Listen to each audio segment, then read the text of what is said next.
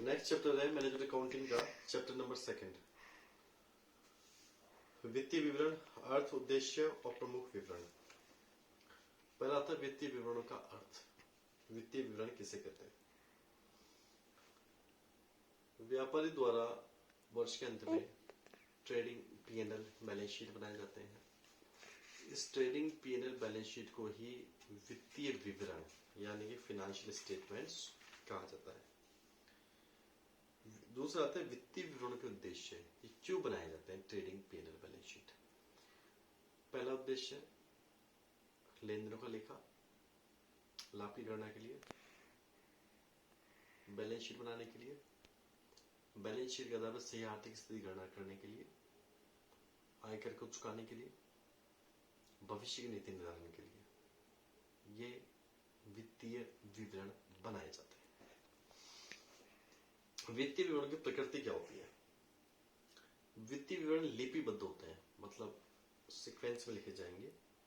लेखांकन प्रथाएं, प्रथागत स्थिति की अवधारणा, मुद्रा मापन की अवधारणा, जितनी भी लेखांकन अवधारणा है 11 प्रकार की, उस कॉन्सेप्ट पे ये आधारित होती है। कुछ परंपराएं भी होती हैं, पोस्टुलेट्स, स्वयं सिद्धियां कहते हैं परंपराएं। तो व्यवसाय में जो परंपराएं हैं जैसे पूर्ण प्रकटीकरण, महत्वता, कानून के पालन की परंपरा, इनका उपयोग करते हुए आप ये खाते बनाते हैं। जो भी अकाउंट्स होते हैं वो हमेशा व्यक्तिगत निर्णयों से प्रभावित होते हैं, क्योंकि कई प्रकार के निर्णय हम स्वयं लेते हैं जिसके आधार पर अकाउंट्स बनाए जाते हैं। लेखांकन अवधारणाओं पर आधारित होते हैं। अगला आता है वित्तीय विवरणों के आवश्यक गुण। वित्तीय विवरण यानी कि जो भी ट्रेडिंग P&L बैलेंस शीट है ये एक तो कंप्लीट होनी चाहिए, दूसरा प्रासंगिक रिलेटेड होनी चाहिए। अगर रिलायंस फ्रेश खाते बन रहे हैं तो उसमें रिलायंस फ्रेश के आइटम्स आएंगे। अगर रिलायंस पावर के खाते बन रहे तो उसमें रिलायंस पावर के आइटम्स आएंगे। बोधगम्य अकाउंट्स ऐसे बनाएंगे कोई भी समझ सके। यथार्थ, एक्यूरेसी होनी चाहिए। तुलनात्मक, कंपेरेटिबल होना चाहिए। अगर आप इस साल के खातों की तुलना पिछले साल के खातों से करना चाहें तो उसमें कंपैरिजन संभव हो। शीघ्रता, तुरंत बनने चाहिए। विश्वसनीय भी होने चाहिए और विश्लेषणात्मक होने चाहिए ट्रेडिंग P&L बैलेंस शीट। वित्तीय विवरणों का महत्व क्या है? वित्तीय विवरण का विनियोक्ताओं के लिए महत्व है, प्रबंधकों के लिए महत्व है, बैंक के लिए महत्व है, व्यापारिक लेनदारों के लिए महत्व है, सरकार के लिए महत्व है, आयकर अधिकारियों के लिए, व्यापार परिषदों के लिए, स्टॉक एक्सचेंज के लिए, श्रमिकों के लिए और अन्य वर्गों के लिए उपयोगी है। अगला आता है वित्तीय विवरणों की सीमाएं। वित्तीय विवरण में एक तो सूक्ष्मता का भाव होता है, बहुत गहराई में जाकर आप कमियां नहीं पकड़ सकते। गैर मौद्रिक तथ्यों का समावेश न होना, जो भी गुणात्मक पहलू है वो अंतिम खातों में सम्मिलित नहीं हो सकते हैं। ये केवल ऐतिहासिक विश्लेषण है, गत वर्ष में जो भी हम लेन देन किए उसका विश्लेषण है, ये भविष्य की बात नहीं करता। भूतकालीन घटनाओं पर आधारित है। ऊपरी दिखावा, कई व्यापारी टैक्स की चोरी करने के लिए खातों में जानबूझकर कुछ लेन देनों को दिखा देते हैं, जिन लेन देनों को तथ्य नहीं होता है या कोई सबूत नहीं होता है, बस वो दिखा देते हैं ताकि उनकी टैक्स चोरी हो सके। उसको ऊपरी दिखावा कहते हैं।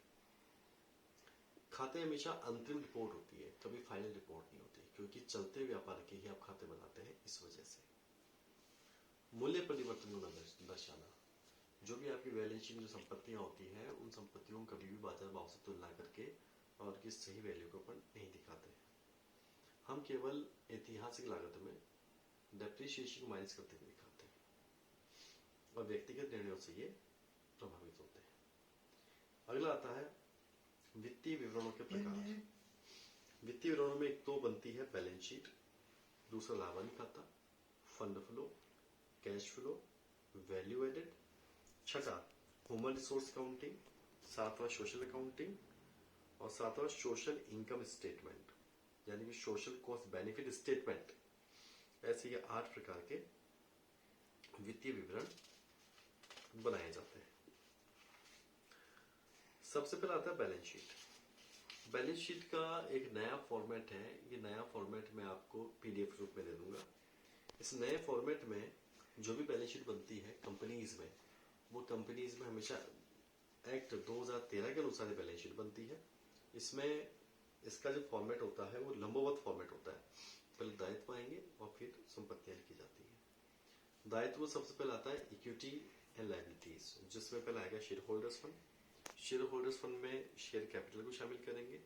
उसके बाद या उसके नीचे रिजर्व सरप्लस को लिया जाएगा, जिसमें लाभ हानि खाते का शेष लिखा जाता है।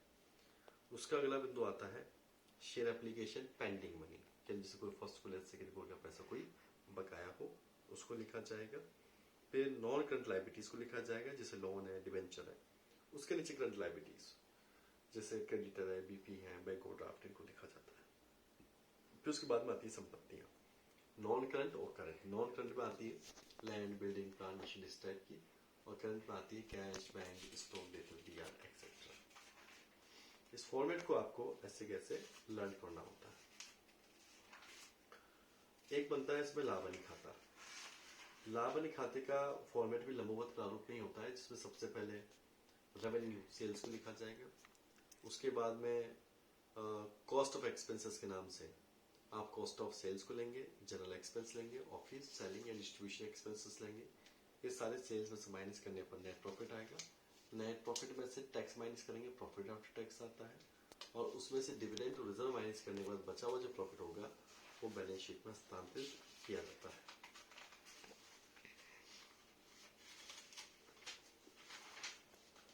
उसके बाद में फंड फ्लो स्टेटमेंट का हमारे पास अलग से चैप्टर है, जिसका विश्लेषण वहां करेंगे।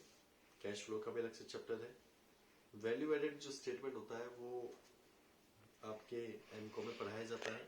सोशल बैलेंस शीट भी अच्छा, सोशल बैलेंस शीट में मानते हैं कि जो भी आप पर्यावरण के लिए या वेलफेयर के लिए, हॉस्पिटलिटी के लिए या सोसाइटी के लिए आप जो भी खर्चा करते हैं उसका बैलेंस शीट में दिखाएं। लेकिन अभी तक इसको बैलेंस शीट में दिखाने की मान्यता नहीं मिली है। अभी भी हम इसे हमारे एनुअल स्टेटमेंट में ही